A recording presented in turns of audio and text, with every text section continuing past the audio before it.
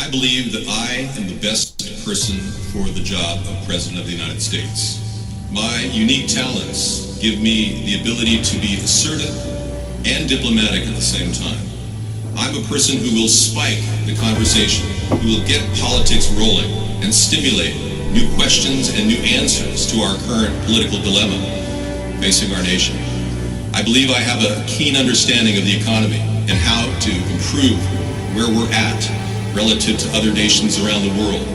I believe that our goal at America's Third Party was to create a very strong platform in which would propel the American people forward with new opportunities and a new possibility of creating a better nation, a cleaner environment, and less war.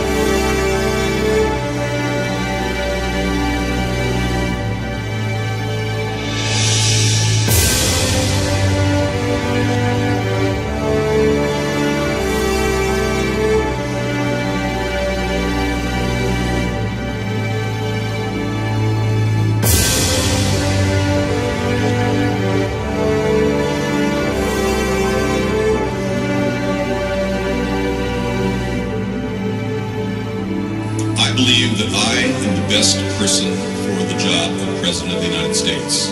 My unique talents give me the ability to be assertive and diplomatic at the same time.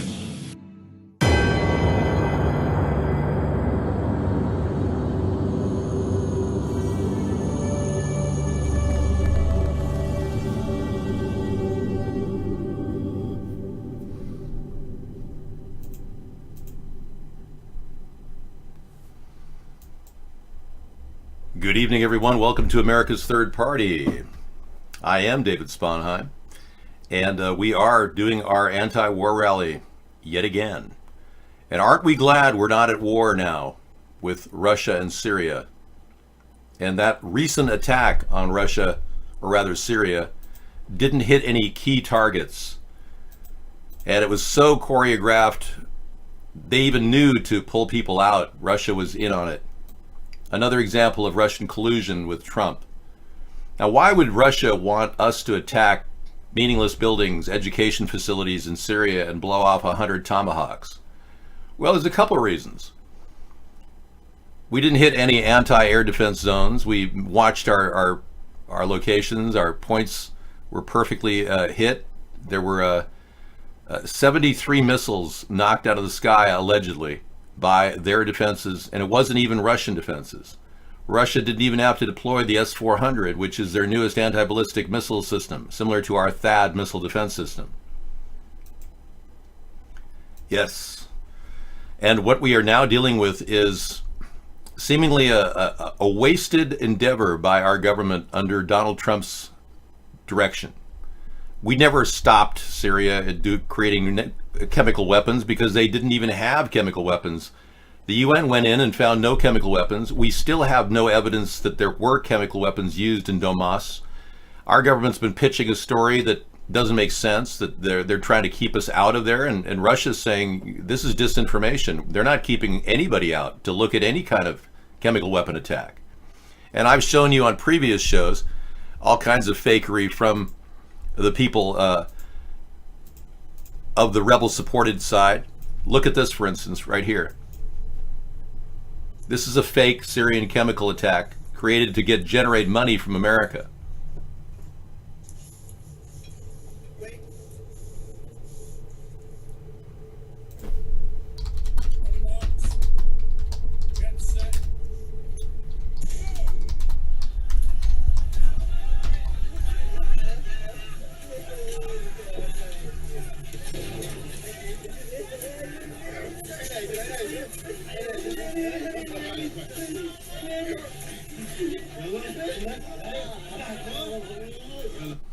right, so you don't really seriously believe that we were attacked, or they were attacked in Syria, without any government presentation of proof, no time to review evidence, nobody asked for the UN to go in except for Russia?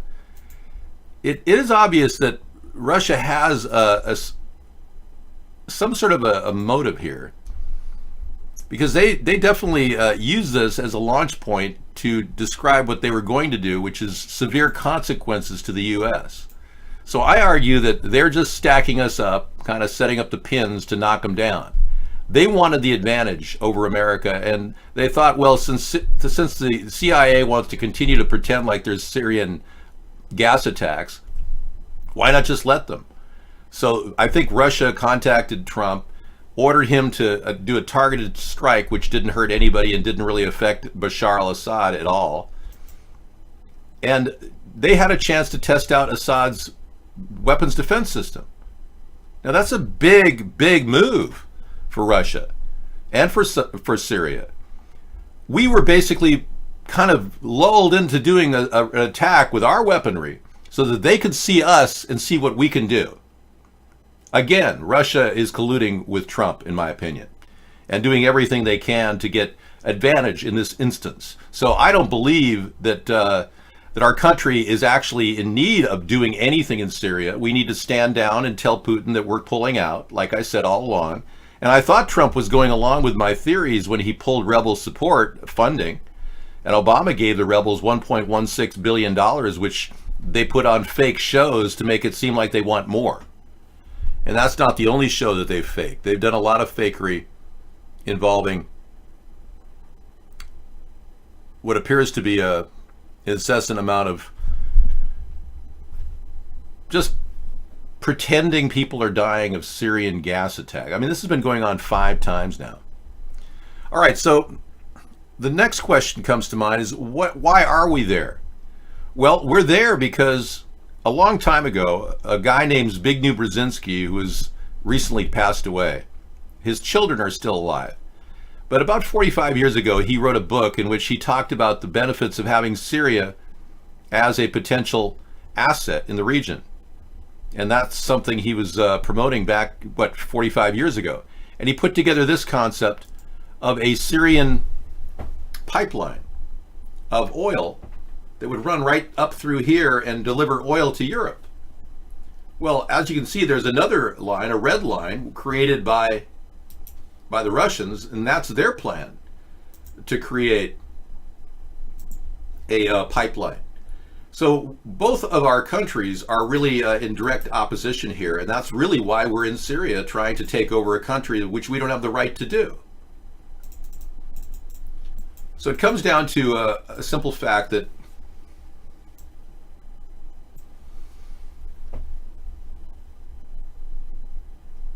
hang on just a second, I've got a camera issue.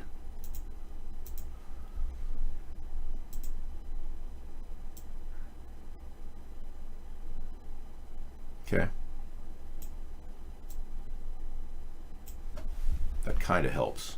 All right. I was getting some green screen contamination issues here. All right, thank you. In lieu of the fact that we're not going to achieve this goal, I've always suggested non-intervention was way better. In fact, I'd like to pull our troops home. But breaking, U.S. sends more troops to Putin's doorstep as Russia threatens fears escalate. Thank you.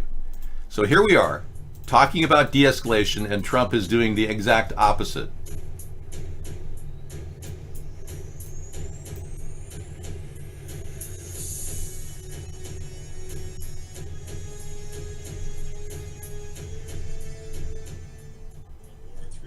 Off, U.S. sends more troops to Putin's doorstep as Russian warfares escalate.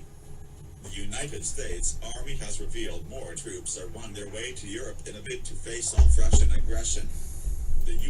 You see what this is? This is a tip for tap. One organization directs aggression, and if Russia is working with Trump and we started a war with Russia, we're not going to win that war. They already own Trump and his decision making, and if they have sex tapes in play or they've got all kinds of financial connections to Trump, and they're going to own that war. They're going to control the region and potentially push America into a very vulnerable position. Not good. Now, as you know, Donald Trump doesn't run our military. He gave up all control over our U.S. military to General Mattis because he's incompetent. Trump is, not Mattis. Trump can't read intel reports. He struggles with words. So I'm not sure why I'm looking at this person, but Mexico's EU trade deal lands a punch on Trump. The accord with Brussels comes as Washington squeezes Latin American country in the NAFTA talks. Okay, I'll get to that in just a bit. Thank you. But yeah, we're potentially in a very vulnerable position if we do escalate a ground war in Syria or an air war with Russia. So why are we even there? Again, it goes back to this goal of building a pipeline that some guy who's now dead promoted to the New World Order, and they still have the same barking orders. You see, the New World Order, the Illuminati, or whatever you want to call them, these are rich industrialists, monetary elitists that control the world's financial system. They somehow believe that they need total dominance over every country. And Syria is one of those countries that they can't dominate. They can't get them to use currency like the dollar. They can't control them through the IMF. So they want to control every country, and they've almost controlled every country in the world. This New World Order group that acts out of the World Bank and uses the UN as their mouthpiece. So we have a challenge to disengage ourselves from their barking orders. And that's the real challenge of a third-party president, to start to do something different, not do whatever they tell them, like the Democrats and the Republicans have done every single time. I mean, Jimmy Carter was the first to jump on board, joining the Trilateral Commission. You know about Jimmy Carter from Plains, Georgia? I did last after a Playboy magazine. That man was so foolish that he jumped right into the Trilateral Commission thinking they were a good group of people. And the Trilateral Commission really is just an offshoot of the Council on Foreign Relations, which is kind of ironic that we've got these kind of dense presidents in the past who just don't have the mental acumen to understand what these people are up to. Now, Jimmy Carter has a very high IQ. He has the highest IQ of any standing president in history, 153. Bill Clinton had 145 IQ. But I have 185 IQ. And I'm more than willing to dance circles around these people at the World Bank that think that they can control and direct America to fight their wars. So I need your support to build this third party to stop these wars, because they are going to take us and your young family members, your young kids, and send them off to a ground war with Russia. Because these people who are in charge of the world want to test weapons, want to blow tomahawks off and see what they can do, and they just want to see who's more powerful, Russia or the U.S. And they own Russia and they own the U.S. Our Federal Reserve Bank is owned by these people. It's a private organization, and they own that. So because of that simple fact that this entire plan is being put in play by these monetary elitists, we as a nation, to be truly true to ourselves, have to separate from their directives and do what's best for us. That's my pitch for an anti-war rally. Thank you. All right. We have some news right now that Scott Pruitt, the director of the EPA, and thanks for that link, Deep Ellen Blues. We'll keep posted on what's going on in Syria as time progresses. Scott Pruitt has found out had purchased a home from a lobbyist in 2003 using a shell corporation. So the fact that Scott Pruitt hasn't resigned after all these allegations of him getting like a $50 a night room from a similar lobbyist is really a tragedy that Trump can't fire the really corrupt ones in his organization. People that don't care about the environment like Scott Pruitt. He's the last person I would ever put in as director of the Environmental Protection Agency. It's more of a front group for big oil at this point. We need to revamp and redo all of our big departments like EPA, FDA, and CDC.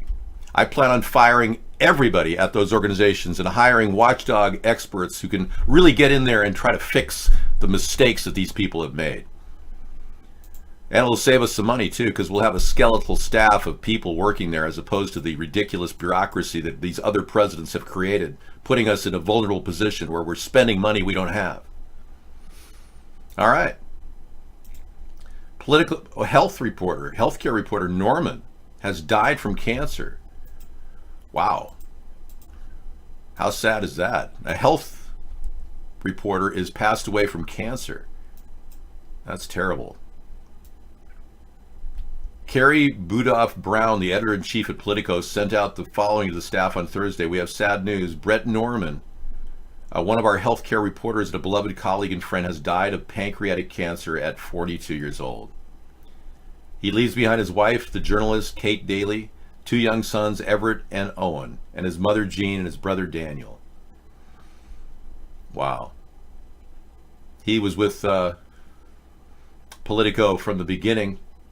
The summer of 2011, he covered all the craziness surrounding the launch of Obamacare, and he broke the story that the very same HHS official who made a mess of Medicare.gov later went on to make a mess of Healthcare.gov.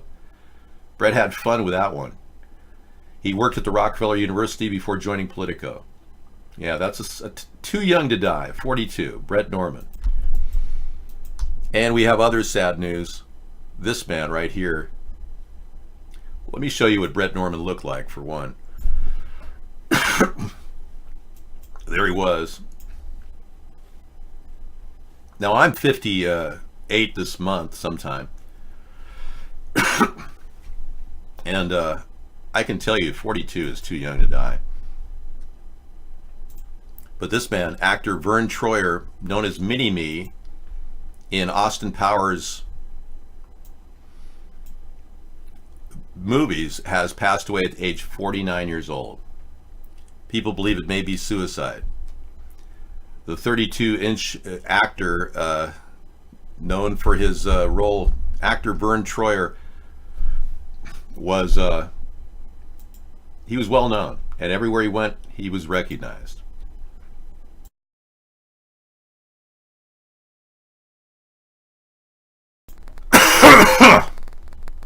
Yeah, sorry. Something in my throat, probably that coffee. All right, thank you. I just got over a flu, and I'm in the final days. I'm in the 14th day of recovering from influenza B. And it is a really bad flu.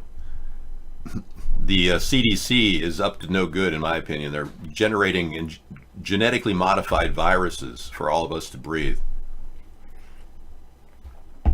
It's unfortunate that these flus are being culled into a group that attacks the lungs. Now, this flu was unusual. It didn't have a sore throat. It didn't have any stuffy nose. Isn't that weird? It went right for the lungs, kind of like tuberculosis. Yeah, you wouldn't want to get tuberculosis. Rat burn. So a lot of us are dealing with getting over the flu, and some of the things you can do to combat it is make sure that you sip tea with honey in it. That helps, especially herb tea, and go with honey, not sugar. Sugar is not exactly good for you, but it's got to be real honey. Sarah and I went out looking for real honey today at the market, and there's all kinds of really low-end honeys out there that you can't really trust. But there's really good ones that are organic, non-GMO, that look like they have potential. All right, let's get into the chat room here. I just noticed it stopped. Wow, people must be really captivated by my show.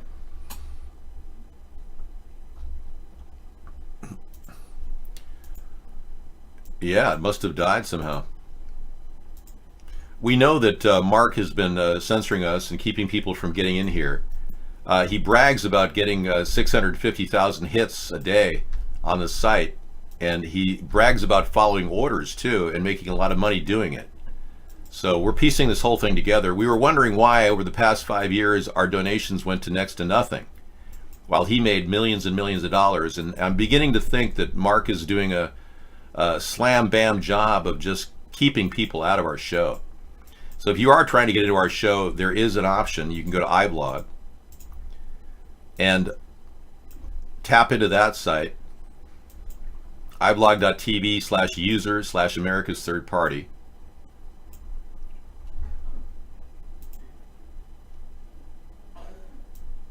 There are people being kept out of our show for some reason. Mark uses all kinds of attacks. He uses a thing called Cloudflare, which can stop IPs and VPNs from getting in here. And a lot of people who try to get in here can't get in here. They get this VIP priority requests screen, which comes up. It flashes right in front of their eyes every time they try to hit the refresh screen. And that's one of his techniques he's been using for about 5 years. So when we saw our donations drastically drop, that's when the censorship kicked in. We were quite shocked that this was going on in a country that claimed to be free and democratic. And somebody asked me last night, what crimes has Mark, violated? Well, I mean, I've got 4 off the top of my head that I could just lay out there for you. The Logan Act, receiving money from foreign governments, receiving bribes, that's a second felony, the RICO Act, and my constitutional right of equal protection under the law. So as this goes on, we're going to see, we're logging it all in so that everybody can, be on the same page. When I launch any type of a legal action, when I'm president, it'll involve a lot of these issues. So not something I'm really happy about, but Mark has been using this technique for some time, and it's a capacity server tool that he uses. It's this tool right here.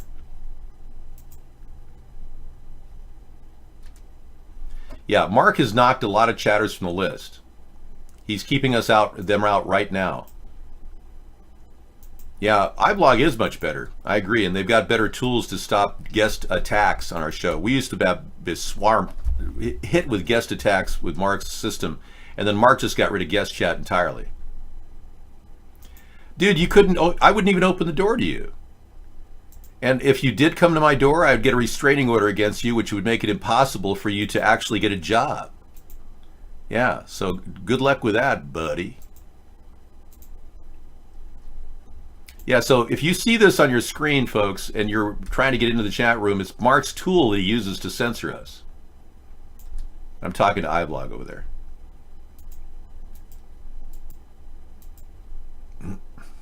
Yeah, you have equal protection under the law, technically. Yeah, even equal protection to a billionaire, absolutely, ticking time bags.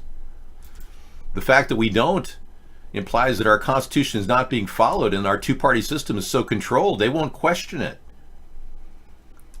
Today I got into a conversation with some people about healthcare, and healthcare is a very serious subject for people who are sick, but people who aren't sick kind of blow it off. Well, whatever. And that's kind of how our two-party sees healthcare. They don't even fight for the right to lower the cost of healthcare. Okay, tell them hi, KY. They're not fighting for your right to get lower cost healthcare. And I must tell you that my idea of mobile medical units, not Trump's, by the way, my idea, because Trump stole my idea, acting like it was his and never even bothered implementing it. My idea will lower the cost of healthcare across the country and make it affordable for everybody. These rapid response vehicles, MMUs, mobile medical units, will be developed for Americans in every city that will lower costs tremendously. You'll be able to get a full checkup for as low as $30, not $1,500 to go to ER. iBlog. You're not unfamiliar with this network? Okay. Well, it's a network that is available. You can see it on the screen. I'll show you the call letters. Yeah. It's a network that is alternatively giving people guest chat ability.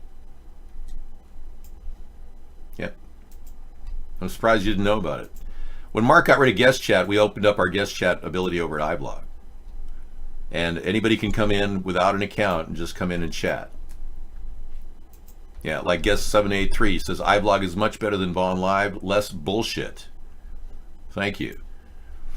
Now, as you know, we're fighting censorship every day. And because I've opened up shows 6 days a week, 5 hours of live broadcasting, and then additional 4 or 5 hours of videos that we play into the evening. Actually, I think we've got, 10 to 2 a.m. You get to see videos. It's great because a lot of the videos are relevant to what's happening today, and you can actually get information you would never get in the mainstream media. Well, people can come in here, man. You know, that's the important thing. And even though Mark is limiting access, we have other access points you can come in and watch. The important thing is we are being watched by people around the world through the UHF distribution system, which is people replicating our signal and giving information to people that love to watch for free. You see, free really works in the world. Most people don't want to pay for an internet connection. You, living in America, pay for an internet connection, but it's controlled. And Mark can shut down IP addresses from every major city in America. That's what he does. That's how he limits access. And he's been doing this, and we've been analyzing the signal for some time. He's been keeping people from Americans from coming in here. And thereby, ergo, less donations from Americans, because foreigners can't donate to us legally. We can't take any foreign donations. I'm not like Obama and Donald Trump, who obviously did. So, let me close that door. Hold on.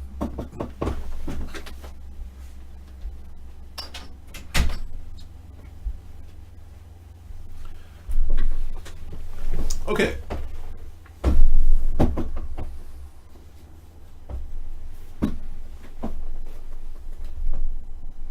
No, Mark has come in the chat and has tried to embarrass the caster a few times. I don't have a personal problem with Mark. I don't personally dislike him. And they don't come in here over here at iBlog. Is that what you're saying? Yeah, I agree. I just feel like he's making mistakes because he's so greedy. And that's not good. I mean, especially when he talks about it and writes about it, because we're making copies of all of his posts and recording all of his videos. So if he really thinks that he can brag about it on top of making $38 million on our show, it's pretty sad. Okay.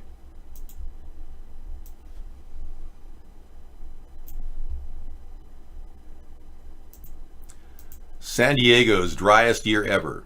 This year is in the running. Now, with Lake Pyramid Lake up in near the Grapevine, now almost filled to the brim. I just saw it. It's almost filled to the brim, and so is, Mount Shasta has still got lots of snow on it. The area of Los Angeles and San Diego is dry as a bone home. And this is serious. It's not that Northern California's got plenty of water. Thank you, Tsunami. California has plenty of water, but LA and San Diego are dry, real dry, and that's by design. What's happening is weather warfare is being conducted in our country with our government's approval and no one questioning it. We are under attack, and one of our most powerful states financially is California, and the LA San Diego area is pretty much the hub of a huge amount of commerce. So why would they do that? Because they want to destroy our country and keep us weak. The Illuminati or New World Order doesn't want us to be strong and successful. Let's see what we got here. San Diego has been exceptionally dry this year. Storm after storm have avoided and barely brushed the region. Would this go down as the driest year in city history? It's a real possibility, although a bit of a long shot. The city has been this dry so late in the season only one other time since the 1850s, when rainfall records began in that town. Now, why would they go after San Diego? Well, the property values are the highest in the state. Why would they go after LA? Because the property values are second highest in the state. Only third is San Francisco. It's kind of ironic, but they're trying to break the back of our economy, and they're doing it with evaporation techniques. How do they do it? Well, they're using a variety of chemicals, which are used to take down prevent lift of condensed water. They're using chemtrails, which are being pumped into the atmosphere and targeting certain areas. The type of elements they're using in this particular attack, weather warfare, are selenium, aluminum. Now, they're not using silver iodide in California. That attracts water. They're using barium and aluminum and aerosols, which can prevent any type of a formation of lift and condensation. Strontium They're even using nanoparticles, which really freaky stuff, to do this, as well as fiberglass shards, which they make in a furnace and dump into the air. They found fiberglass shards in people's lungs on autopsy. So we're all breathing this stuff. And I actually called the EPA and asked them about the dangers of fiberglass. They told me that fiberglass is a nuisance particle, that there's no regulations against fiberglass, open fiberglass in, say, Home Depot or Lowe's. They can just stick open fiberglass everywhere, and it's a nuisance fiber, they said. That's like, how is that safe? Well, it's not even covered under the Clean Air Act, sir. So apparently we have no laws preventing these things from happening that are being enforced. We have laws in the Clean Air Act that prevent them from dumping this stuff in aerosols and dangerous ozone depleting chemicals, but nobody in our government is processing this as a crime. So here we are, challenged with an unbelievable, unparalleled task of stopping this brutal abuse of our lives by these evil elitists, and we can't even use our own government to do it. Scott Pruitt is too busy padding his own bank account to bother with EPA review of chemtrail activity. But even our government has been facing kind of a corporatization process where all these agencies like the EPA and the FDA and the CDC basically work for corporations. They don't work for us. Now, I've constructed a website, and I'm in the process of developing it, called chemtrailparty.com. And if you want to click on it, you can. I've got some really good links if you're running out of ways of convincing your family that this is happening. I lay it out. Hang on a second. I lay it out for people to look at. But you can check out chemtrailparty.com and look at what they're doing. They're basically dumping toxic chemicals in the air with no peer-reviewed studies. They're depleting oxygen from plants that create photosynthesis and use that to create oxygen. It blocks light for photosynthesis, so phytoplankton in the ocean can't get the necessary light. And weather warfare is being conducted right under our nose, in our nose, where they have the control using various means, including radio frequencies, of controlling heavy metals in the atmosphere to create droughts, hurricanes, and earthquakes. So yeah, I thought I'd make it easy for you to send people to a website that has links to all kinds of other websites. The button you want to click on right now is links, because I'm still in the formative stage on this site. I'm developing it. We've got numerous links, including ones really intense links about nanoparticles right here. This is a link dedicated to stopping spraying in California. Geoengineering Watch is represented here. This is a good look at weather modification techniques used. It's a sober, detailed discussion of stratospheric atmospheric injection. Chemtrails eliminated blue skies. This is a link to Operation Bluebeam and HARP and all kinds of things. This is a new site here, which I just added. I have to fix the thing on it. It's called Global Skywatch. And this is aircraft.org. Really good resource for information. Okay, Deep Ellen Blue has more of an alert. Yeah, I got that. Thank you. I've added that link to the lineup tonight. So yeah, we're being sprayed on a daily basis, and it's not pretty. I was out today with Sarah doing some lawn work, and I said, Sarah, look in the sky, and there were chemtrails all over our sky here, and that's mostly silver iodide that they spray in Washington. What they want to do is bring water up to Washington and Oregon and dehydrate the LA region, so they displace it up in the northern region. We have had more water pushed into our area in history. We've had unbelievable amounts of water. I mean, I've got a yard filled with mud at this point, and it's mid-April.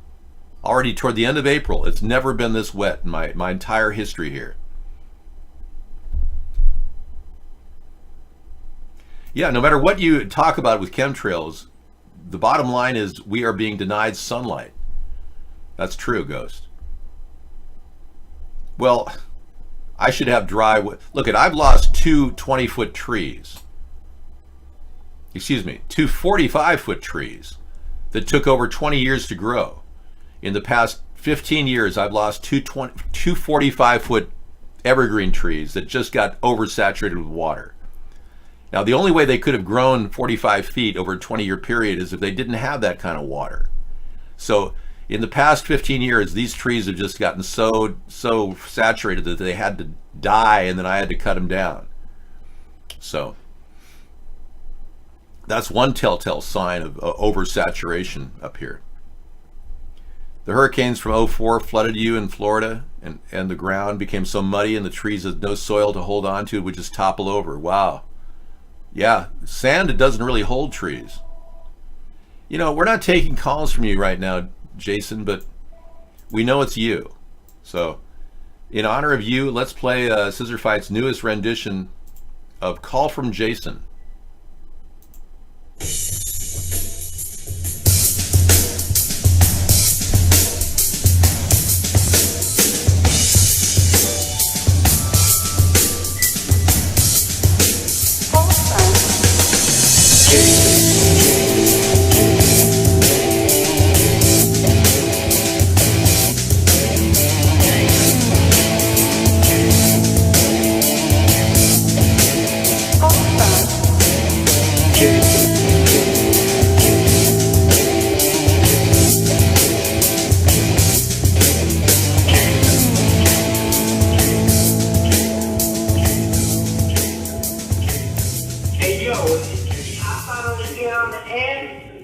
Yeah, man, it's cool. Come on in, man.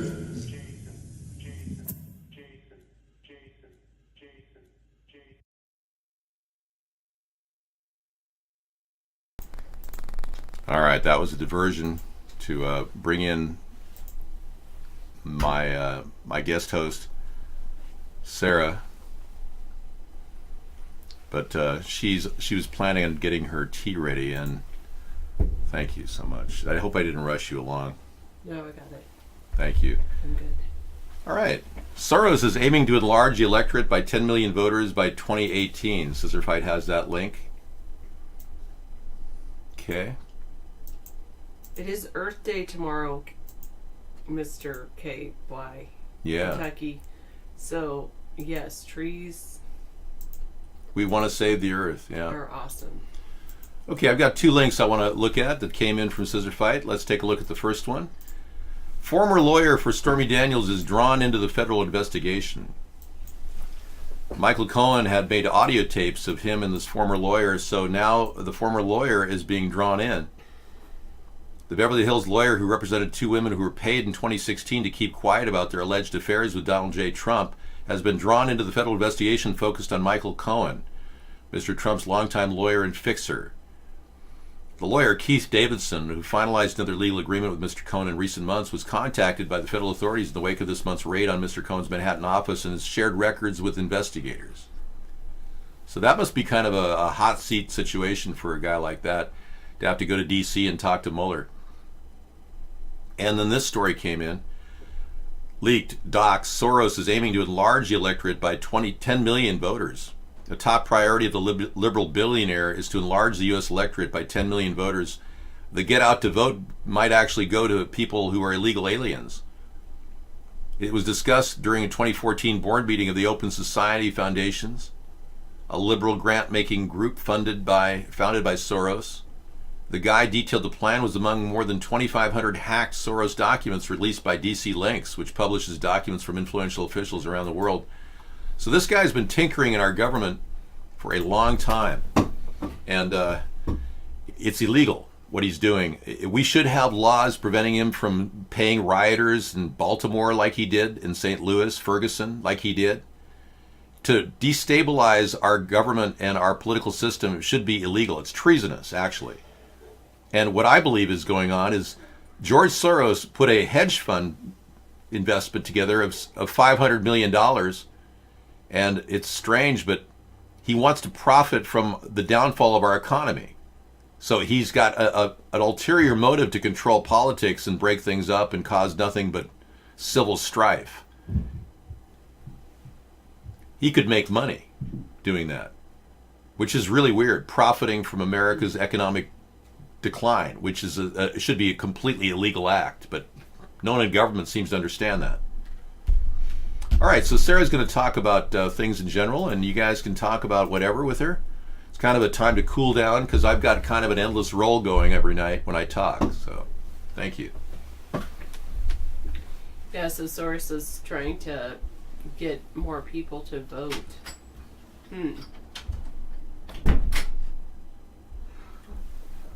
There's a series of lawsuits claiming that voter identification laws disproportionately hurt minorities. It was filed in Ohio just days before the Open Society documents were transmitted to the board of directors in May 2014.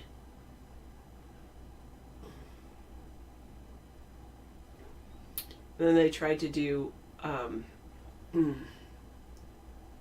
another lawsuit challenging the Wisconsin voter ID laws.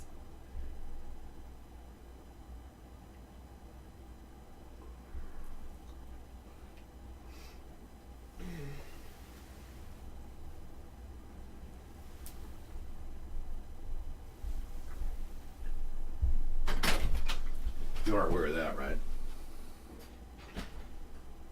Yeah. Okay, I just was checking. What? I'm just checking. I'm good. Thank you. Okay. All right. I think hot tea is. I have quite a bit of honey in the hot tea, so that's good. All right. My day was pretty good. 936, and your day.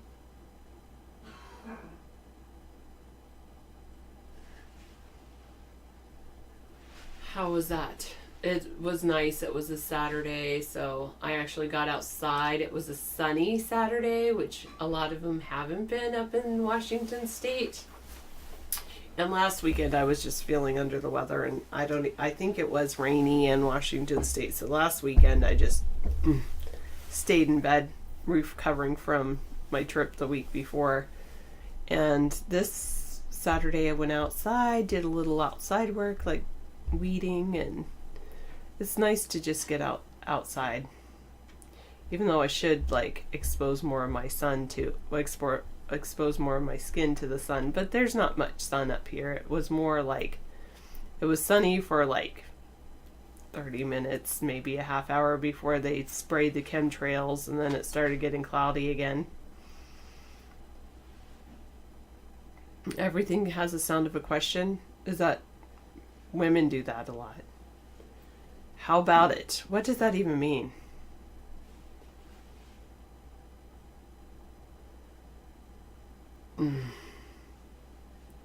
Oh, you work by the river and you walk. The river walk is nice. You get out. Sometimes you probably don't get out as much as you could to do the river walk.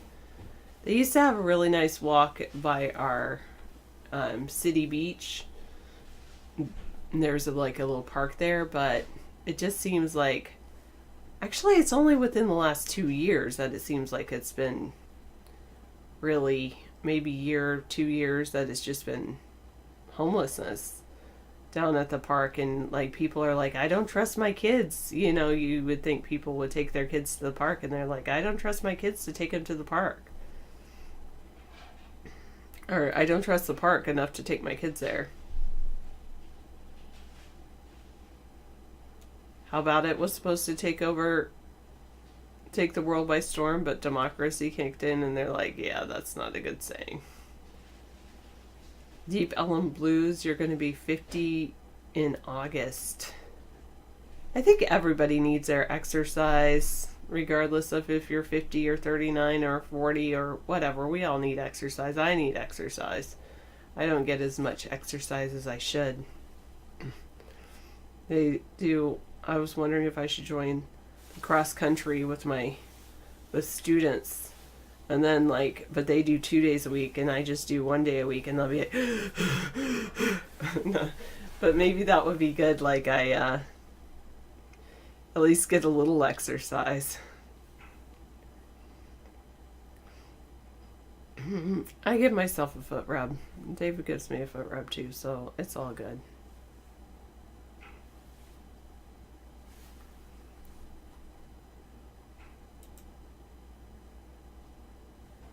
San Diego has been, it's the driest year ever this year. This year is one of the driest years ever. Storm after storm has avoided or barely brushed San Diego.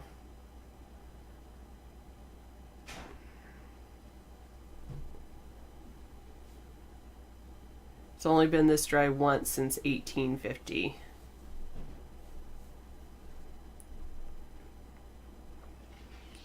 All right.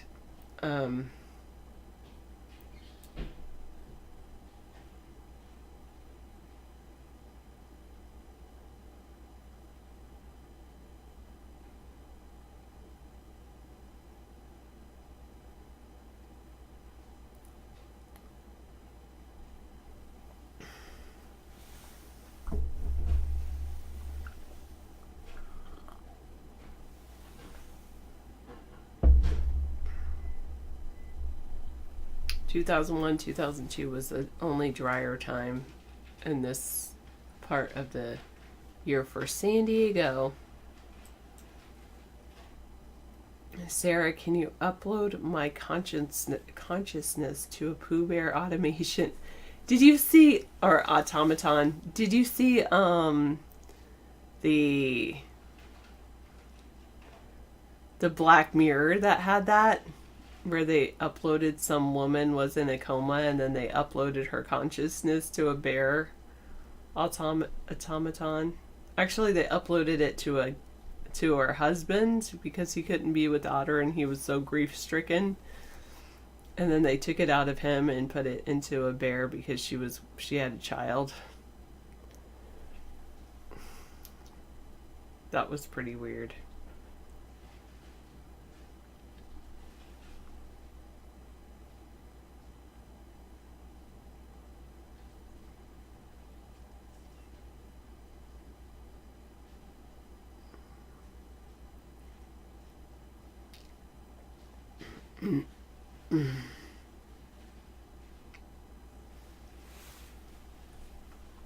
Okay, I guess we'll leave this about the Stormy Daniels thing. I don't really care about that though.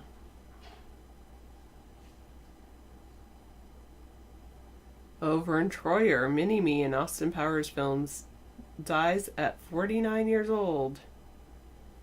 It seems pretty young. No cause of death was immediately released.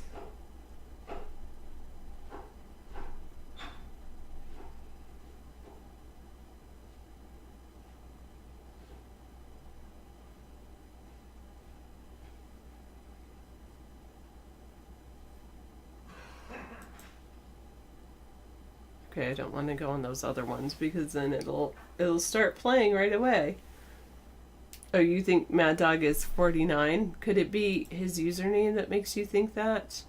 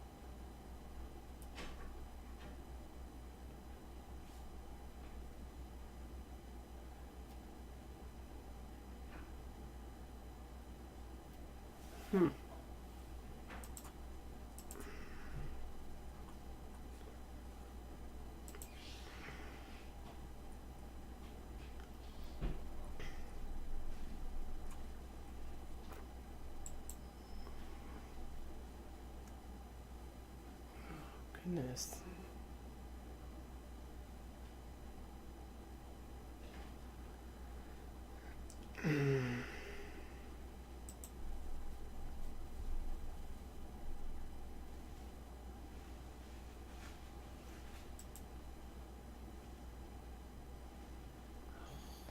My goodness.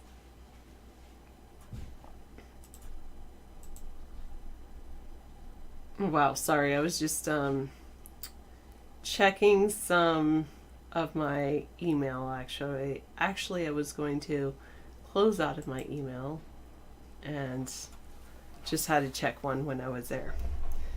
This is Sarah's show now, when she sits and doesn't talk to you as controversial as I Syrian should. activist group, the White Helmets, tried to lobby I the pink. so don't like that when it automatically plays when I click on it. David loves his tab library. Yes, until I play some of his music backwards. You're known as Led Zeppelin rules. I was doing some tab decluttering. I was working on it, but then it didn't work out. Anyway.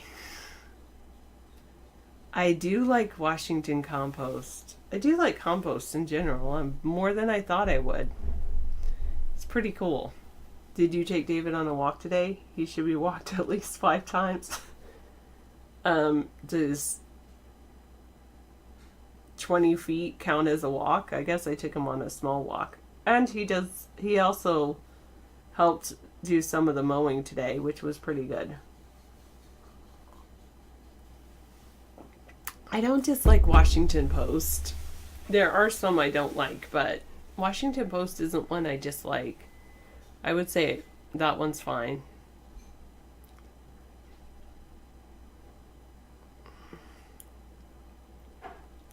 Of course not 625. He takes me out on the lead.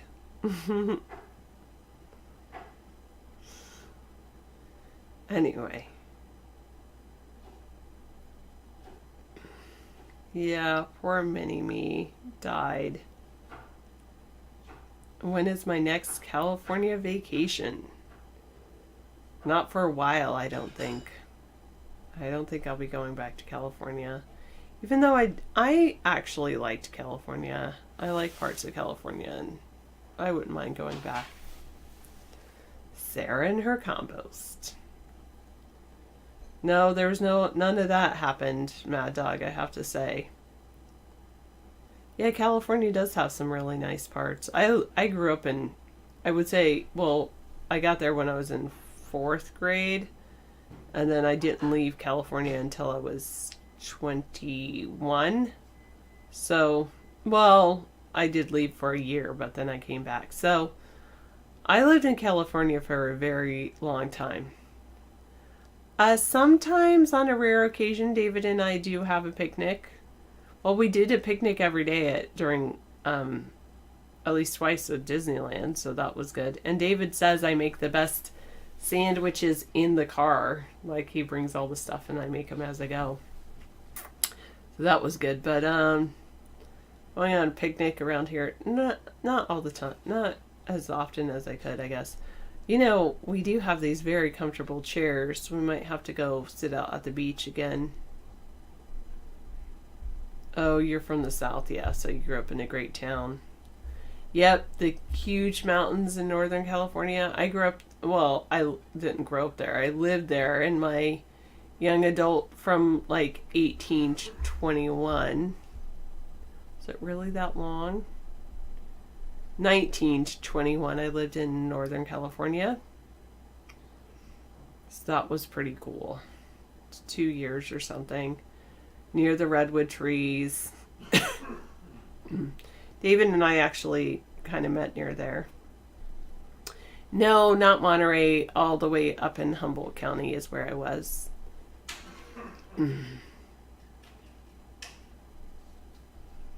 You're funny, Mad Dog. Okay.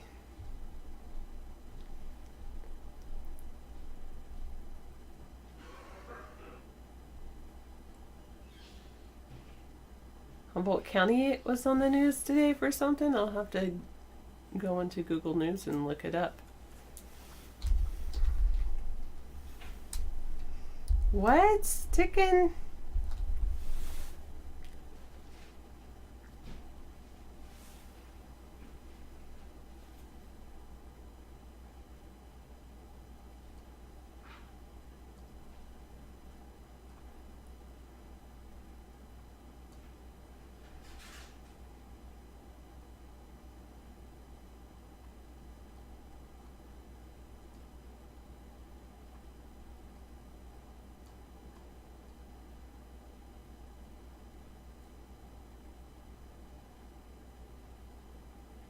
Oh, a plane passenger allegedly threw coffee at people and jumped on an air marshal's back. Wow. And Harley Davidson is hiring interns to ride across the country. How many people want to do that? I guess they're not going to pay you, but maybe they'll give you, food and meals and motels. Riding across. I should send this article to my dad. Would you like to ride across the country on a Harley Davidson? He's retired, so I don't know if they want younger people.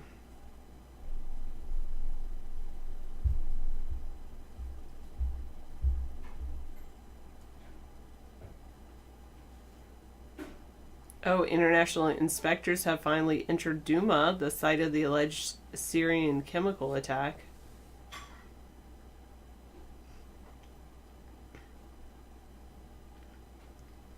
In Saudi Arabia, officials shot down a toy drone.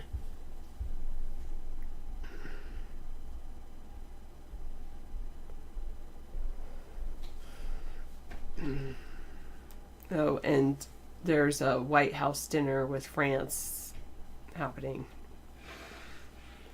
Yes, no more Austin Powers movies with Mini-Me.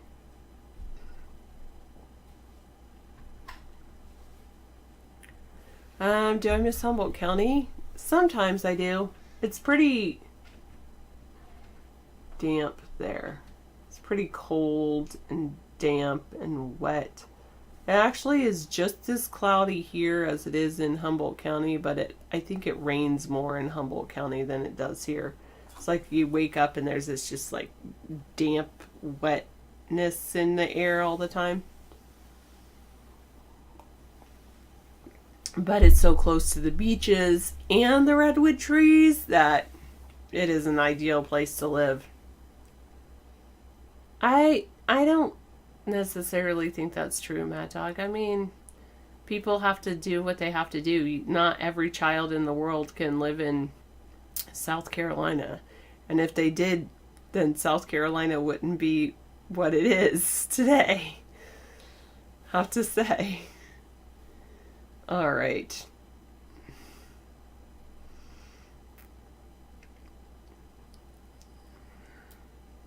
Northern California? How much of the year is it warm enough to swim on the beaches of Northern California?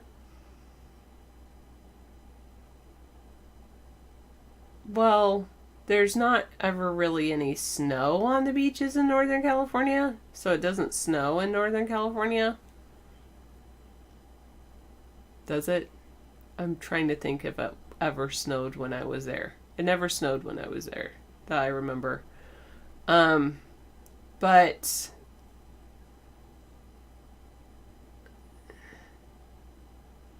it's not I would say this: if you wanted to go into the beaches of Northern California, you definitely would want to wear a wetsuit. You can you could dip your toes in and things like that, but I wouldn't. It's not, for some reason, like the well, I know the reason. The beaches on the Atlantic Ocean are so much warmer to swim in, and it's because the waters go into the Gulf of Mexico and warm up there, and like, so it's not as deep, and it warms up there, and then it goes up the coast of Florida all the way up. Whereas the beaches in like California and Oregon, California not so much, but especially in Oregon and Washington, the waters are coming from the Arctic one, and any water that does come from the south, by the time it gets there, it's mixed with the Arctic water. And then the other thing is that it's coming from such a deep ocean that there's not any like area for it to warm up. Now, the Puget Sound does get, there are people that swim in the Puget Sound in the summer. So that's, not right off the coast. But if you think about it, all along California and Oregon, there's nothing quite like the Gulf of Mexico to really warm up the waters. It did snow. I guess it has snowed before in like Ventura. It probably has snowed in Northern California. I'm just trying to remember. I don't remember snow on the ground there. Whereas up here, there's always like one day of snow, another day of snow, and then it melts maybe. Maybe it'll stick around for a week at tops. Yeah, well, the mountain ranges of Northern California, it snows. But when I think of Northern California, like Humboldt County, there are mountains next to it, so those get some snow, but really it's kind of like it's at sea level. So anyway.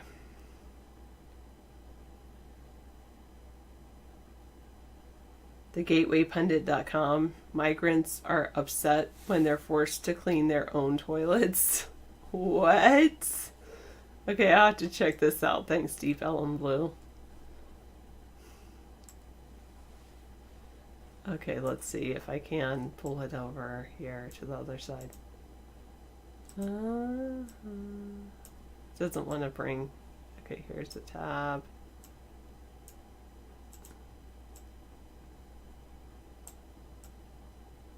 There we go, maybe.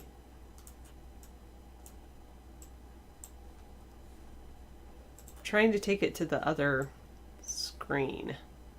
It's trickier than it seems. Okay, got it. Now I can, well, now I have to scroll through and make sure, like, call from Jason isn't on, or...